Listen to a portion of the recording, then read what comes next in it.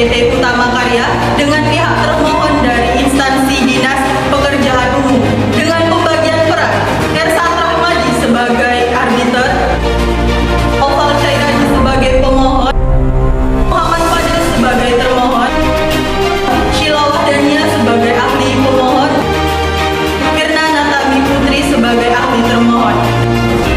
Terima kasih dan selamat menyaksikan. Siang, Bu. Selamat siang, silakan duduk. Perkenalkan, nama saya Sheila Wahdania. Dengan Mbak siapa? Saya Oval Cairadi. Oke, ada kepentingan apa? Ada yang bisa saya bantu? Sebenarnya saya sini mau mengajukan permohonan penyelesaian perkara sengketa di Dewan Sengketa Indonesia ini. Oke, boleh saya cek dan periksa berkasnya?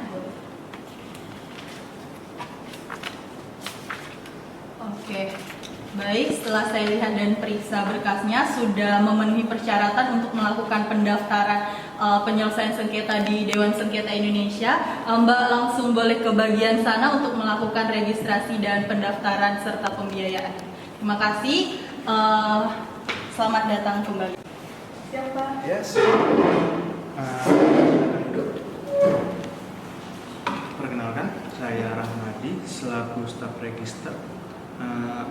Di sini ada yang bisa saya bantu? Saya mau menyerahkan berkas pendaftaran penyelesaian sengketa perkara di Baik DS ya. ini. Saya cek dulu ya. Sebelumnya saya boleh melakukan identifikasi terhadap identitas saudara. Nama? Nama saya Oval Cairadi. Oke. Nama Oval Cairadi ya. Setelah saya cek, klausa arbitrasinya lengkap, perjanjiannya juga ada, jadi berkas saya nyatakan lengkap ya. Baik, Mengenai silakan yang biaya kedua. pendaftarannya itu berapa ya? Kalau untuk biaya pendaftaran kita punya range ya, Bu. Jadi dimulai dari harga 2 juta sampai 5 juta. Perlu saya terangkan dulu ya, kalau misalnya Ibu mengambil range harga 2 juta, maka biasanya kami dapat membantu menghadirkan satu arbiter dari Dewan Sengketa Indonesia. Kalau misalnya Ibu memilih 3, 4, sampai 5 juta, itu bisa kami hadirkan sampai 3, 6 arbiter. Ya, jadi untuk saran saya, ini kan baru kasus pertama ya. Ya. Nah, jadi Ibu bisa lakukan pembayaran sesuai dengan budget yang ada dan jangan dilebih-lebihkan. Kalau untuk penyelesaian perkara itu kira-kira berapa lama ya, Pak? Kalau untuk penyelesaian perkara itu kita tidak mematok hari ya, Bu. Biasanya kita dari 160 hari sampai 180 hari. Nah, itu terhitung dari terbentuknya lembaga arbitrasenya. Iya, begitu. Apa langsung mau melakukan pembayaran? langsung. Bukan transfer ya. Saya sebelumnya ingin melakukan pengecekan kembali ya, sebentar. Oke, ini sudah masuk sebesar 2 juta rupiah ya. Iya, benar.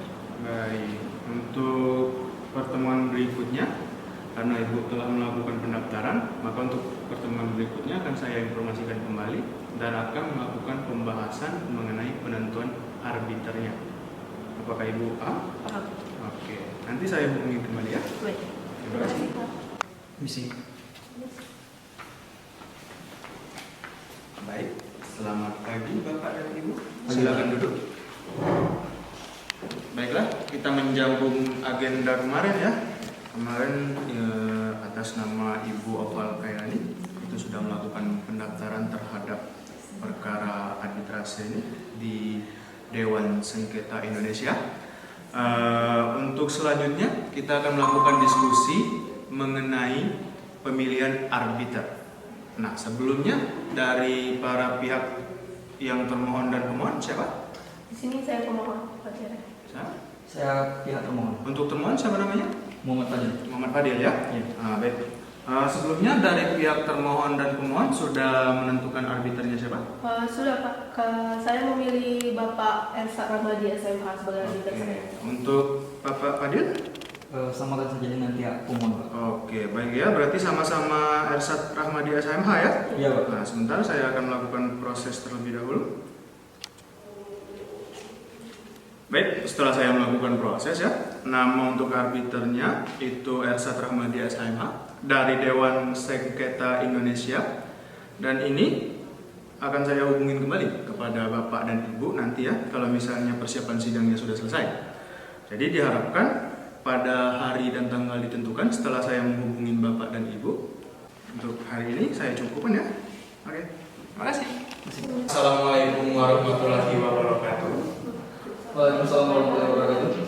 Baiklah, sidang perkara perdata dalam Dewan Sengketa Indonesia Jakarta tertanggal 21 Februari tahun 2022 saya nyatakan dibuka dan tertutup untuk umum.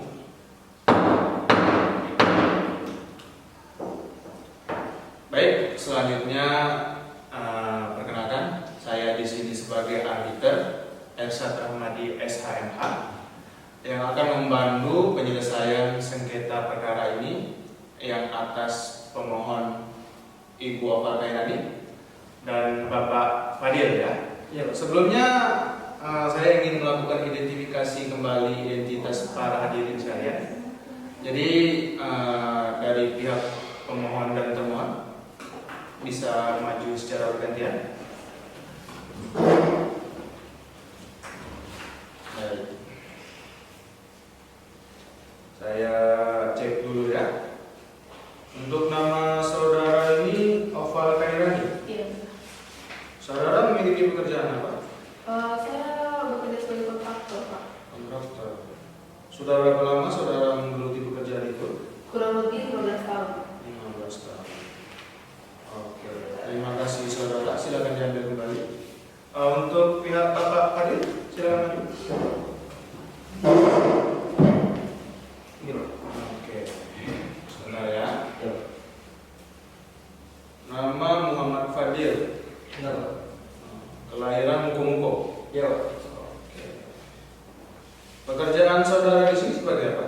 Sebagai pegawai dinas pekerjaan umum, Pak. Dinas Pekerjaan Umum. Iya, Pak. Sudah berapa lama Bapak bekerja di sana? Kurang lebih 10 tahun. 10 tahun ya. Iya, Pak. Itu sudah sangat berprestasi sekali. Iya, Pak. Oke, terima kasih. Silakan diambil kembali ya. Baik, Pak. Oke. Baik, setelah saya identifikasi semua identitas, baik itu dari Ibu Oval Khairani dan Bapak Muhammad Fadil ya. Iya, Pak. Selanjutnya saya selaku arbiter akan menyampaikan beberapa hal yang harus saya sampaikan. Apakah saudara sekalian keberatan? Tidak ya? Oke. Yang pertama itu akan saya sampaikan mengenai arbitrase. Arbitrase ini diatur dalam pasal 1 angka 1. Ialah suatu cara penyelesaian sengketa di luar peradilan perdata. Ya. Nah, jadi yang kedua itu mengenai arbiter. Arbiter di sini ialah saya sendiri. Itu diatur pada pasal 1 angka 7. Ialah seseorang atau lebih yang dipilih oleh para pihak yang bersengketa untuk dapat menyelesaikan sengketa tersebut di luar pengadilan. Nah, arbiter ini bisa ditunjuk oleh para pihak dan bisa juga dari pengadilan. Dan yang terakhir, kita masuk ke lembaga arbitrase. Arbitrase ini itu diatur dalam pasal 1 angka 8 ya. Ialah badan yang dipilih oleh para pihak yang bersengketa untuk memberikan putusan mengenai sengketa tersebut. Baik, selanjutnya kita akan masuk ke agenda sidangnya. Untuk pihak pemohon, siapa? Saya, Pak. Ibu apa? Untuk termohon? Saya. Oke. Sebelumnya kepada Ibu Oval Khairani dan Bapak Fadil, adakah saya ini kan menawarkan tawaran damai atau upaya perdamaian? Bagaimana menurut saudara sekalian? Begini, Pak. Sebelum saya mengajukan ke permohonan ke Dewan Sengketa Indonesia ini, saya dan Bapak Fadil ini sudah pernah menyelesaikan melalui mediasi, namun kami tidak menemukan titik terangnya. Oleh karena itu, kami sepakat untuk membawa hal ini ke lembaga arbitrase. Oke, berarti memang tidak menemukan titik terang ya? Ya. Untuk Bapak Fadil sendiri bagaimana? Iya, Pak. bahwa benar kami sebelumnya telah melakukan mediasi, tetapi kami sama sekali tidak menemukan titik terangnya, Pak. Oke, berarti memang sudah kesepakatan dari kedua belah pihak ya untuk Iya. melakukan persidangan ini. Baiklah, kalau begitu dipersilakan untuk pihak dari Bu Oval Khairani dan Bapak Fadil untuk menyerahkan berkasnya agar saya dapat mempelajarinya. Oke, terima kasih. Ya. Baik, ini berkasnya sudah saya terima. Saya membutuhkan waktu kurang lebih 3 hari ke depan untuk melakukan pengecekan terhadap berkas dan mempelajari masalah kasus-kasus ini. Apakah pihak dari Bu Oval Khairani dan Bapak Fadil keberatan akan hal itu? Tidak. Tidak ya. Baik. Untuk sidang selanjutnya itu kita agendanya pembuktian dan pendengaran daripada argumen baik itu dari pihak Bu Oval Khairani dan Bapak Fadil. Itu saya tegaskan kembali. Untuk tanggalnya pada tanggal 25 Februari 2022. Apakah pada tanggal tersebut kedua belah pihak dapat hadir? Bisa. Bisa ya, baiklah. Dalam segala agenda hari ini telah selesai dan persidangan juga telah selesai, maka sidang pertama ini saya nyatakan ditutup. Assalamualaikum warahmatullahi wabarakatuh. Waalaikumsalam warahmatullahi wabarakatuh. Sidang perkara perdata dalam Dewan Sengketa Indonesia, Jakarta, tertanggal 25 Februari 2022. Dengan agenda hari ini ialah pembuktian dan pendengaran dari argumentasi, baik itu dari pihak Ibu Oval Khairani dan Bapak Fadil. Saya nyatakan dibuka dan tertutup untuk umum. Baik, sebelumnya saya ucapkan terima kasih dan selamat datang di ruangan sidang ini ya. Terima kasih atas kesempatan dari para saudara sekalian untuk dapat hadir meskipun mungkin dari kesibukan-kesibukan yang sekarang tengah dilalui. Baiklah, terlebih dahulu untuk Ibu Oval Khairani, bagaimana kondisi saudara? Alhamdulillah sehat. Alhamdulillah. Untuk Bapak Fadil? Alhamdulillah sehat, Pak. Berarti tidak ada keluhan-keluhan ya? Tidak. Oke, baik. Dari pihak Ibu Oval dan Bapak Fadil, saya ingin ke Bu Oval dulu ya. Dari Bu Oval ini, apakah benar telah melakukan perjanjian dengan Bapak Fadil? Benar Pak, bahwasanya kami pada tanggal 18 Februari 2021 itu telah melakukan perjanjian. Oke, kalau Bapak Fadil bagaimana? Benar, Pak. Kami telah melakukan perjanjian pada tanggal 18 Februari 2021. Oke, baik. Selanjutnya, saya ingin sedikit mengkonfirmasi dari pihak Bu Oval ya. Dari Bu Oval ini, kerusakan yang terjadi dalam perkara itu terjadi di mana? Terjadi pas berlangsungnya pekerjaan atau pas pemeliharaannya? Coba dijelaskan.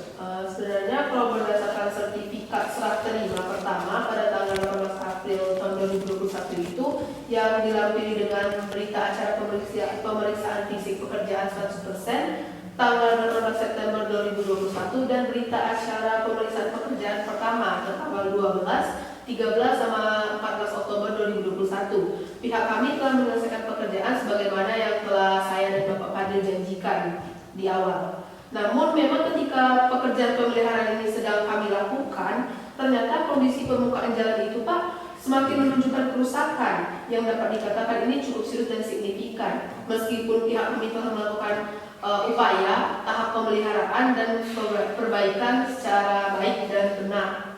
Selama masa pemeliharaan yang kami lakukan ini, kami telah mengamati dan menemukan bahwa adanya sesuatu hal yang terjadi itu di luar kebiasaan pada umumnya Pak. Nah, kerusakan yang terjadi pada perkerasan ini terbilang cukup parah dan ternyata kerusakan pada jalan-jalan ini bukan terjadi hanya di proyek saya saja, namun kontraktor lain pun merasakan hal tersebut, Pak. Oke, berarti memang terjadi kerusakan di situ ya? Iya. Oke. Dari pihak Bu Oval, apa bisa menunjukkan contoh kerusakannya nanti? Bisa. Bisa ya? Oke. Baik, dari kedua belah pihak ini, baik itu dari Bu Oval atau Bapak Fadil, terkait dengan cara sudah dipikirkan atau belum? Sudah Pak. Sudah ya. Coba disampaikan. Sebelumnya ini melalui analisa dan diskusi antara kami telah kami sepakati untuk dilakukan investigasi tanah di lokasi yang terjadi perkerasan tersebut. Sampai pada akhirnya pihak Bapak Fadil dan pihak saya pun sepakat memilih pusat penelitian dan pengembangan Litbang Bengkulu yang tim independen Bengkulu sebagai tim independen untuk melakukan investigasi terhadap tanah yang mengalami perkerasan tersebut. Kemudian kami melakukan diskusi beserta kajian literasi dan pengamatan terhadap jalan-jalan sekitar lainnya, dan pihak kami menduga bahwa ada faktor lain yang menjadi penyebab kerusakan pada tanah tersebut, yaitu kami berpendapat bahwa kemungkinan perubahan ini disebabkan karena adanya pergerakan subgrade di bawah jalanan itu, Pak. Nah, dan dalam beberapa kesempatan pihak kami juga telah meminta kepada Bapak Fadil ini agar menghadirkan pihak perencana data-data untuk melakukannya evaluasi desain detail engineering (DAD) di bidang geoteknik pekerjaan konstruksi pembangunan proyek. Namun sampai saat ini pun, sampai saat saya menyerahkan pengajuan permohonan di Dewan Sekretariat Indonesia, belum ada respon dari pihak termohon ini, Pak. Nah, oleh karena itu kami berpandangan bahwa kami telah melaksanakan kewajiban kami sebagaimana telah kami sepakati di perjanjian awalnya, dan kami meminta agar penyerahan berita acara serah terima yang kedua itu untuk ditandatangani, Pak. Namun sampai saat ini berita acara tersebut belum ditandatangani oleh pihak termohon, dan akibatnya retensi sejumlah 5 miliar itu belum kami terima sampai saat ini, Pak. Oke, berarti memang ada unsur yang belum dipenuhi oleh pihak Bapak Fadil ya? Benar, Pak. Itu berupa penyerahan sertifikat kedua dan pembayaran sejumlah 5 miliar. Betul. Oke, baik. Tadi kita dengarkan dari pihak Bu Oval Kayani. Selanjutnya, apakah ada bantahan dari Bapak Fadil atau ada apa sendiri? Silakan. Ada Pak. Oke, silakan sampaikan. Baik Pak, terima kasih sebelumnya. Ya, bahwa benar, pada tanggal 18 April tahun 2021, kami selaku pihak Dinas Pekerjaan Umum telah mengeluarkan sertifikat serah terima yang pertama yang dilampiri dengan berita acara pemeriksaan pekerjaan fisik 100% pada tanggal 18 September 2021, dan berita acara pemeriksaan pekerjaan ke-1 telah sesuai dengan perjanjian, Pak. Tetapi saya selaku pihak termohon menolak dengan tegas dalil yang dikemukakan oleh pihak pemohon, yang pada pokoknya menyatakan pada masa pemeliharaan kondisi jalan menunjukkan kerusakan jalan yang cukup serius dan signifikan, dan sudah melakukan masa pemeliharaan dalil tersebut adalah dalil tidak benar, Pak. Karena kenapa? Faktanya jalannya masih rusak dan tidak dilakukan perbaikan selama masa pemeliharaan yang seharusnya sesuai dengan yang tertuang dalam pasal 11 ayat 2 di dalam perjanjian, Pak. Oke. Memang kalau saya dengar ya, dalil yang dikemukakan oleh Bapak Fadil ini cukup kuat, dan begitu pun dari Ibu Oval Khairani ya. Nah, kalau dari Bapak Fadil ini faktanya kalau jalannya itu masih rusak, iya kan? Nah, berarti Bapak Fadil mempunyai bukti akan hal itu. Iya. Nah, oke. Baik, untuk selanjutnya, perjanjian yang kalian buat ini sudah kalian ketahui isinya kan? Sudah. Oke, baiklah. Saya ingin saudara Bapak Fadil ataupun Ibu Oval Khairani untuk menyampaikan kepada saya pasal-pasal yang berkaitan dengan permasalahan ini. Siapa yang ingin menyampaikan? Saya, Pak. Oke, terima kasih. Baik, terima kasih. Pasal 11 ayat 2. Selama masa pemeliharaan, A. Kontraktor wajib memeriksa dan melakukan perbaikan semua kekurangan sempurnaan pekerjaan dan atau kerusakan karena kesalahan dalam pembangunan. B. Pemimpin proyek berhak meminta kontraktor untuk melakukan perbaikan semua kekurangan sempurnaan pekerjaan dan atau kerusakan karena kesalahan dalam pembangunan. Pekerjaan perbaikan tersebut paling lambat harus diselesaikan dalam waktu 14 hari kalender sejak dikeluarkan instruksi perbaikan oleh pemimpin proyek. Pak, di sini pihak pemohon, menurut pandangan saya selaku termohon, seharusnya memiliki kewajiban, Pak, untuk memelihara dan memperbaiki jalan selama belum ditandatanganinya sertifikat serah terima yang kedua, Pak. Tetapi sampai saat ini jalan masih dalam kondisi yang rusak yang tidak sesuai apa yang diperjanjikannya, Pak. Di sini pihak termohon bisa berpendapat bahwa pihak pemohon yang berjanji, Pak, terhadap perjanjian tersebut. Berarti di sini pihak pemohon itu Bu Oval ya? Iya, Pak. Nah, kalau misalnya nanti untuk selanjutnya langsung aja penyebutannya Bu Oval Khairani ya, selaku dinas kontraktor, betul? Iya, Ah, dari kontraktornya, Pak. Oke, dari perjanjian ini saya menangkap 2 poin penting ya. Yang pertama, kontraktor itu wajib memeriksa dan melakukan perbaikan semua kekurangan atas kerusakan jalan. Benar. Dan yang kedua, pemimpin proyek berhak untuk meminta kontraktor untuk melakukan perbaikan. Iya. Oke, baik. Kita lanjutkan. Untuk Bapak Fadil, bagaimana tanggapan saudara ini terkait hasil dari investigasi yang dilakukan pada tanah Jalan WR Supratman, Perumahan Gria Mentari yang dilakukan oleh Litbang? Baik. Terkait dari pemohon yang menyatakan hasil akuisisi bank independen di Perumahan Gria Mentari bahwa kerusakan jalan disebabkan oleh tanah ekspansif yang tidak mendapatkan perhatian khusus atau antisipasi melalui pendidikan tanah. Detail merupakan dalil yang tidak benar, Pak. Karena kenapa?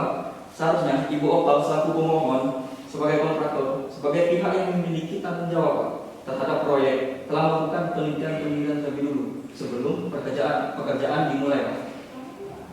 Cukup. Oke, baiklah. Tadi kita sudah dengarkan ya untuk Bu Oval dan Bapak Fadil bahwa Bapak Fadil mengatakan kalau mereka ini telah menyelesaikan pekerjaannya.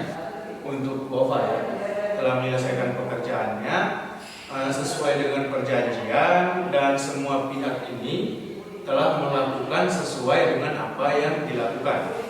Untuk Ibu Oval juga telah melakukan pekerjaan dan ingin meminta haknya berupa surat serah terima yang kedua dan meminta uang retensi sebesar 5 miliar.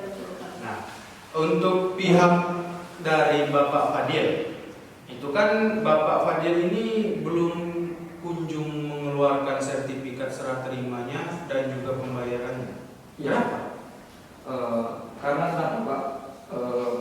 Terkait bukti yang kami temukan, Pak, bahwa pihak pemohon tersebut tidak menyelesaikan kewajiban satu kontraktor, Pak, sesuai dengan perjanjian.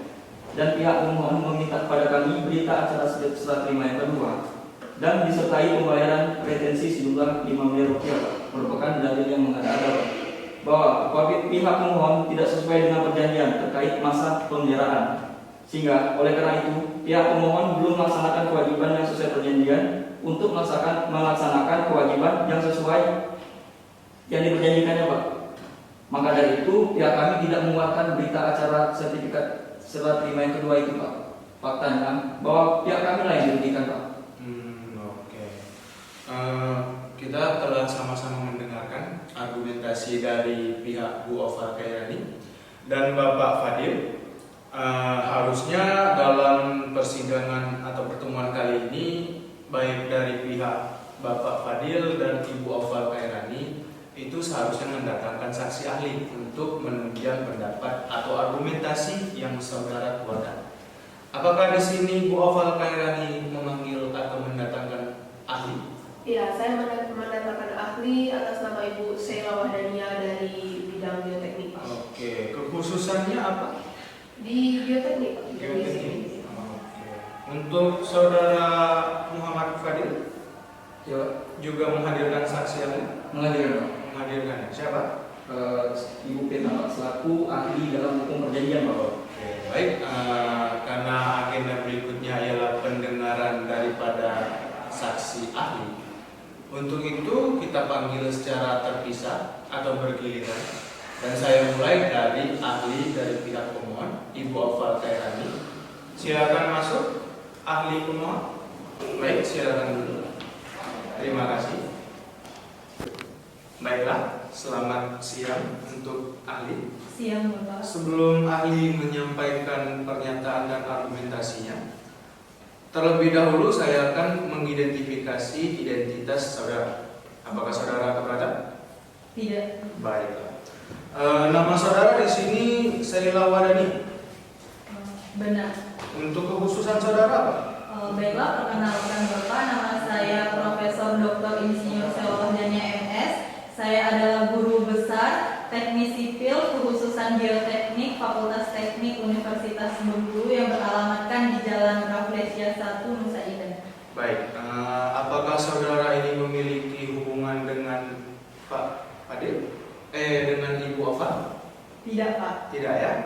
Oke, selanjutnya sebelum saudara menyampaikan pendapat, maka saya sebagai arbiter akan menyuruh pengambilan sumpah kepada kepada ahli sumpah yang akan diambil sekarang. Apakah saudara keberatan? Tidak. Baik. Demi Allah saya bersumpah Demi Allah saya bersumpah bahwa saya sebagai ahli bahwa saya sebagai ahli telah atau akan memberikan keterangan menurut pengetahuan saya telah atau akan memberikan keterangan berdasarkan pengetahuan saya yang sebaik-baiknya, tidak lain dari yang sebaik-baiknya. tidak lain daripada yang sebaik-baiknya. Apabila saya tidak memberikan keterangan yang sebenarnya, Apabila saya tidak memberikan keterangan yang sebenarnya, saya akan mendapat kutukan dari Tuhan. saya akan mendapatkan kutukan dari Tuhan. Baik, tadi sudah kita dengarkan pengambilan sumpah daripada saudara Sela selaku ahli. Selanjutnya saya akan kembali untuk menggali informasi dari saudara ahli ya. Saudara ahli ini dalam persidangan kali ini akan membahas terkait hal apa?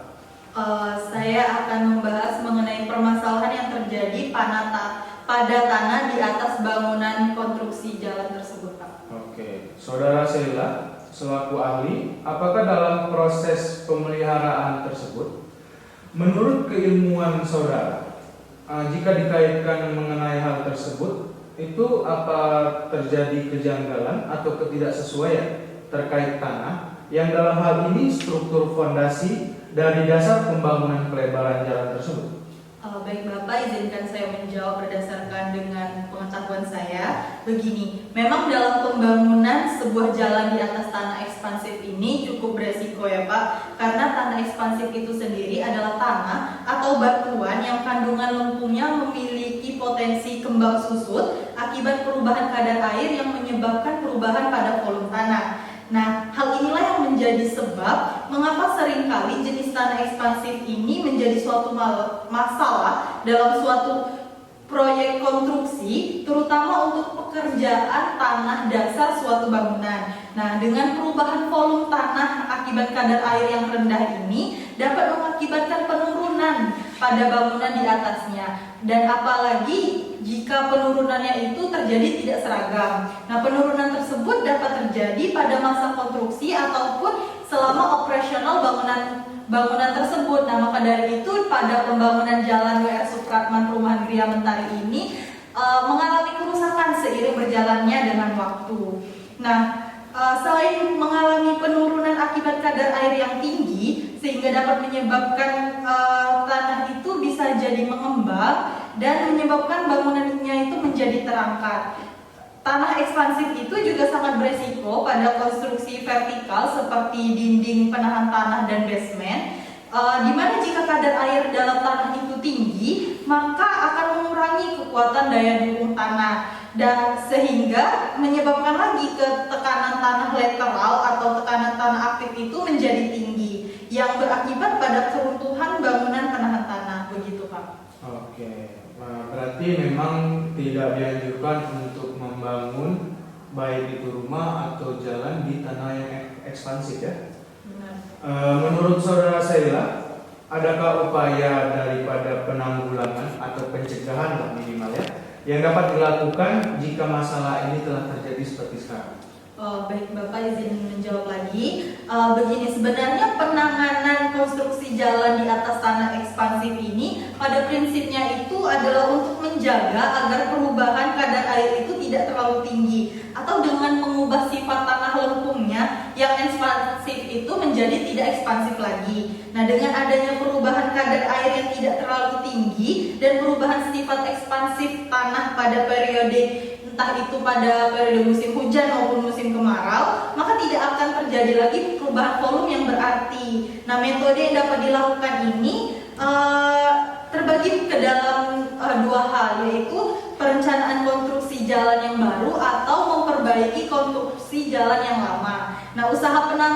paling penting itu adalah mengupayakan agar tanah lempung itu tidak menimbulkan lagi kerusakan pada struktur perkerasan jalan. Oleh karena itu penanganannya harus dilakukan dengan beberapa alternatif untuk mengetahui sifat tanah lempung yang akan dicegah atau diubah sifatnya tadi. Nah, karena kerusakan jalan ini sering terjadi akibat kualitas tanah yang kurang baik atau kualitas tanah itu buruk, maka apalagi dalam perencanaan pembangunan jalan wilayah Supratman ini, jalannya itu rusak akibat adanya tanah ekspansif di atasnya, di bawahnya. Gitu, Pak. Oke, berarti memang dalam hal sejauh ini sudah ditemukan ya metode-metode untuk pencegahan dan juga perbaikannya ya. Baik, dari pihak Bapak Fadil, apakah ada yang ingin ditanyakan ke saudara ahli? Tidak ada ya? Iya, Pak. Baik, setelah kita dengarkan keterangan dan pendapat dari saudara ahli, saudara Sheila, maka tugas saudara sudah selesai. Saudara dipersilakan meninggalkan ruangan atau duduk di belakang badan. Terima kasih. Baik, terima kasih. Tadi saudara Muhammad Fadil mengatakan bahwa akan menghadirkan ahli ya? Iya. Oke, baik. Kepada ahli dari termohon dipersilakan memasuki ruangan. Silakan duduk. Oke, terima kasih kepada ahli termohon ya, atau ahli dari Bapak Fadil atas kesediaan untuk hadir pada hari ini. Sebelum saudara ahli menyampaikan pendapat dan argumentasi saudara, saya akan terlebih dahulu mengidentifikasi identitas dari saudara ahli. Nama saudara? Nama saya Firman Natali Putri, SHMM. Saya sebagai dosen Hukum Perjanjian di Fakultas Hukum Universitas Bengkulu. Oke, berarti saudara ini menjadi dosen? Iya, Sudah berapa lama saudara menjadi dosen? sekitar 12 tahun. Baik, apakah saudara punya hubungan dengan Bapak Fadil? Tidak. Tidak ya. Sebelum saudara melakukan dan mengeluarkan pendapat saudara terkait halnya pada pokok perkara hari ini, saudara terlebih dahulu akan saya ambil sumpahnya atau pengambilan sumpah. Apakah saudara dalam hal ini keberatan? Tidak, Pak. Tidak ya. Baik, nanti akan saya panggilkan ahli sumpah untuk mengambil sumpah dari saudara. Terima kasih. Demi Allah saya bersumpah Demi Allah saya bersumpah bahwa saya sebagai ahli bahwa saya sebagai ahli telah atau akan memberikan keterangan menurut pengetahuan saya telah atau akan memberikan keterangan menurut pengetahuan saya yang sebaik-baiknya, tidak lain dari yang sebaik-baiknya. Apabila saya tidak memberikan keterangan yang sebenarnya,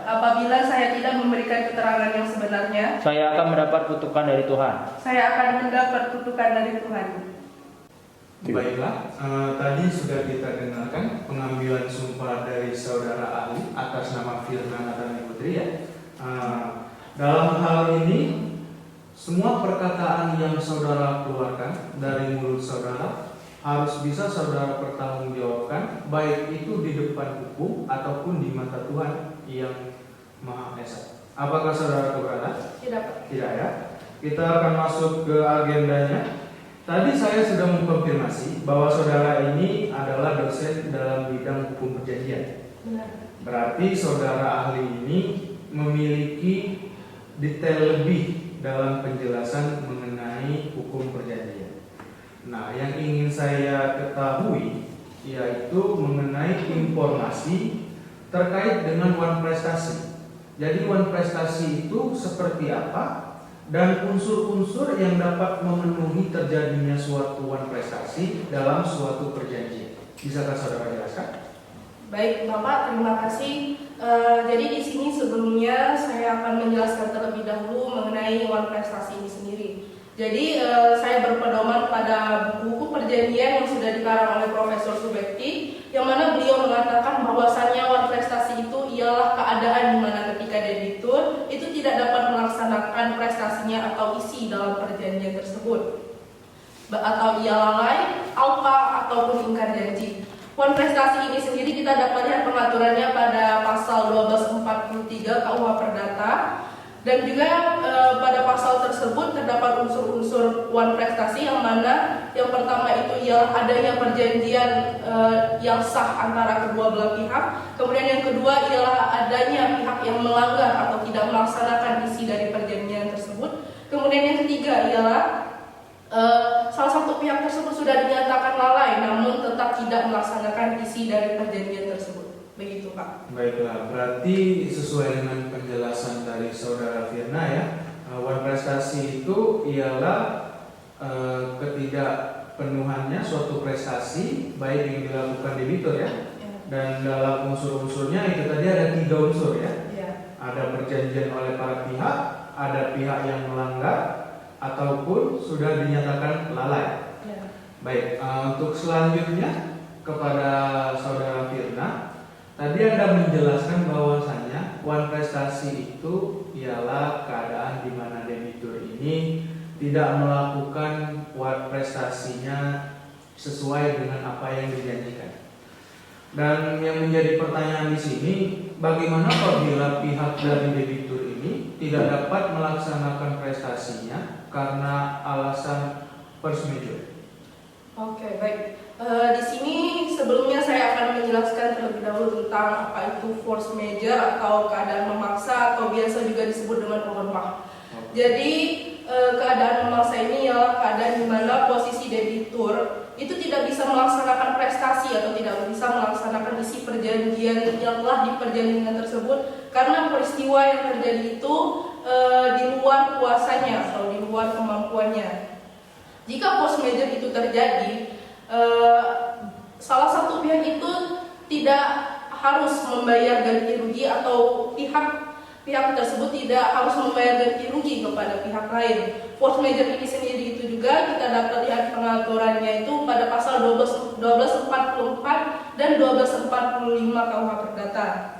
Yang mana dalam pasal tersebut ada 5 yang menyebabkan debitur tidak dapat membayar penggantian biaya, kerugian ataupun bunga. Yang pertama yaitu ialah terjadinya suatu peristiwa yang tidak terduga. Yang kedua itu peristiwa itu di luar pertanggungjawaban dari debitur atau debitur tidak bisa mempertanggungjawabkannya.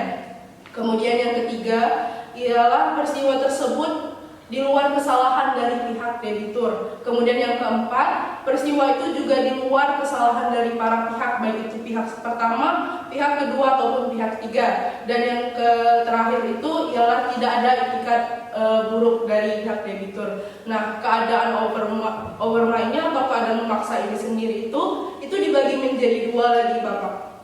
Yang pertama itu ialah keadaan memaksa absolut, di mana suatu keadaan ini debitur sama sekali tidak bisa melaksanakan prestasinya atau melaksanakan isi dari perjanjian tersebut. Biasanya ini disebabkan oleh bencana alam seperti gempa bumi, banjir, ataupun yang lainnya. Nah, kemudian ada keadaan memaksa relatif. Keadaan memaksa relatif ini adalah keadaan yang dapat memicu debitur itu tidak dapat melaksanakan prestasinya seperti kondisi dari sekarang ini yaitu pandemi COVID-19. Nah, namun pada keadaan memaksa relatif ini sendiri itu bukanlah menjadi suatu alasan sebagai pembatalan suatu perjanjian, namun perjanjian ini sendiri dapat ditangguhkan untuk waktu yang sementara. Oke, baiklah. Tadi penjelasan dari Saudara Firna sudah sangat jelas ya. Untuk itu yang akan saya tanyakan, yang pertama, ada syarat-syarat apa saja yang menyatakan bahwasanya suatu peristiwa tersebut tergolong dalam suatu keadaan yang memaksa. Coba Saudara sampaikan.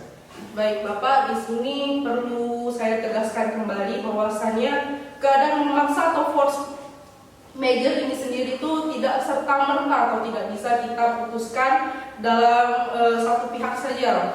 Jadi force majeure ini terdapat syarat-syarat yang bisa dikatakan bahwa keadaan tersebut ialah keadaan force majeure.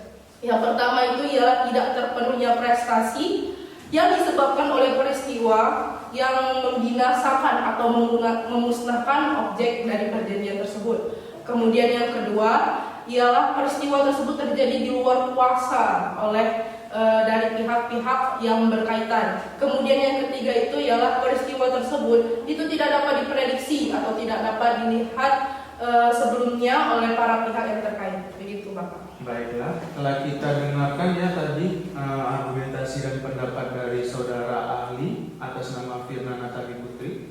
Dari pihak pemohon ada yang ingin ditanyakan? Dosen ini nggak ada Pak. Enggak ada ya. Baik.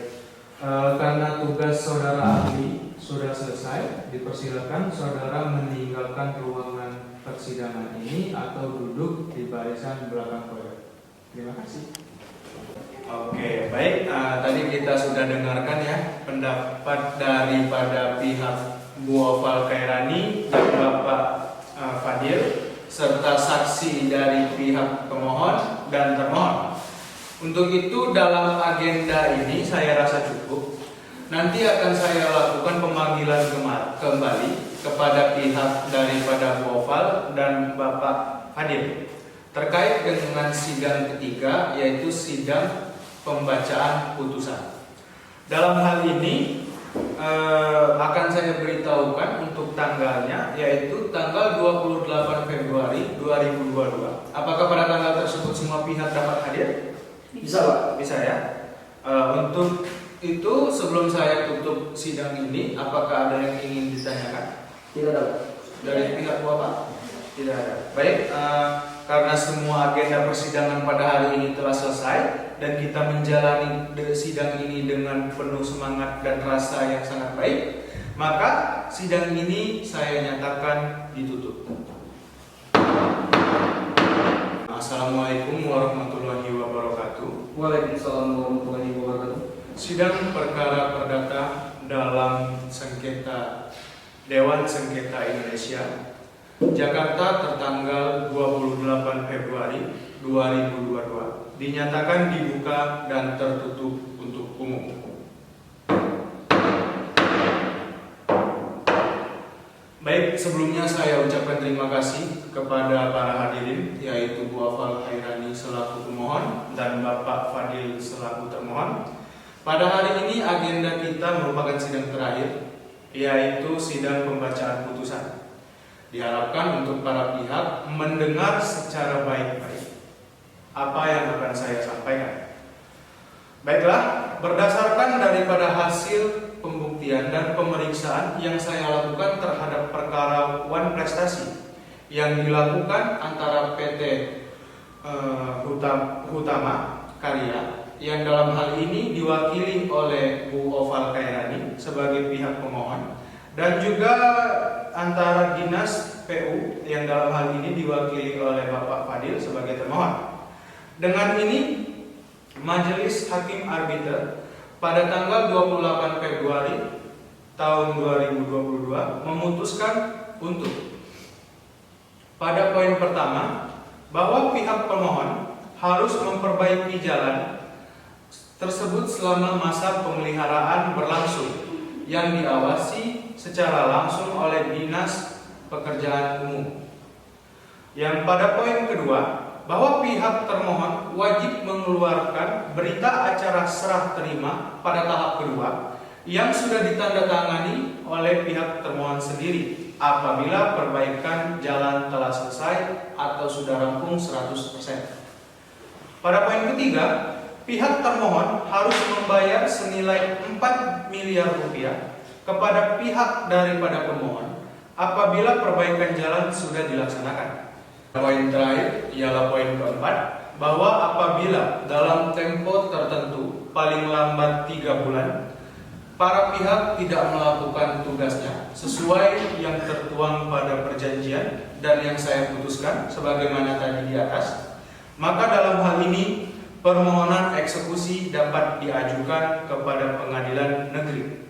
Setelah dibacakannya putusan ini, perlu saya sampaikan kepada pihak baik itu dari Bu Oval dan Bapak Fadil selaku termohon dan pemohon bahwasanya putusan ini bersifat final dan mengikat. Artinya tidak ada upaya hukum lain ketika putusan ini dibuat.